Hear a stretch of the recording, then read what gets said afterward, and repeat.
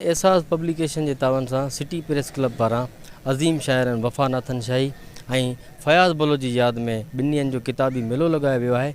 अचो त हिते मौजूदु जेके किताब इल्म ऐं किताब सां चाह रखंदड़ शख़्सियतूं आहिनि ऐं माण्हू आहिनि उन्हनि सां ॻाल्हि ॿोल कंदासीं त हू हिन किताब मेले खे कीअं था ॾिसनि। हिते ॿ रोज़ा जेका किताबी मेलो लगायो आहे करपनाथन शाह जे सरमोड़ शाइरनि साईं वफ़ा नाथन शाही जो गज़ल जो बादशाह शाइर आहे ऐं ताज़ो विछड़ी वियल साईं फयाज़ बलोच जी यादि में असां हिते ॿ रोज़ा किताबी मेलो रखियो आहे। किताब समाज खे या पढ़ंदड़ खे या असांजे नौजवान नसुल खे या शौक़ु रखंदड़ खे हिकु सघ ॾियनि था, ताक़त ॾियनि था, तव्हांजी सोच में वाधारो कनि था। 3 किताब बताए सो हिते तारीख़ जे हवाले सां अदब जे हवाले सां शाइरी साईं किताब मेला मुंहिंजे जेके ख़्याल मुताबिक़ या जेको मां ॾिसां थो त अहिड़ा किताबी मेला लॻंदा रहनि छो जो इन अहिड़े किताबी मेलनि मां शागिर्दनि में हिकिड़ो उत्साह पैदा थींदो आहे। तमामु बहितरीनु अमल आहे। हिन सां इहो थींदो जो हिकिड़ो शऊर पैदा थिए थो। जेके होटलुनि ते वेहनि था सॼो ॾींहुं मोबाइलनि में ने हिननि खे किताबनि वठण सां इहो फ़ाइदो थींदो पढ़ण मां जो अॻिते हली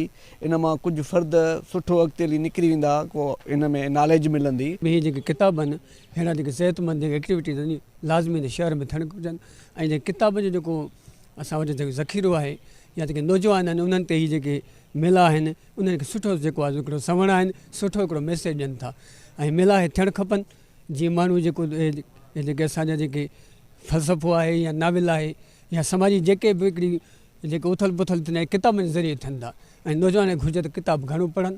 कैमरामैन अलीमुर्तज़ा शाह सां गॾु मां सुरूर असगर शाह, KTN न्यूज़ खरपनाथन।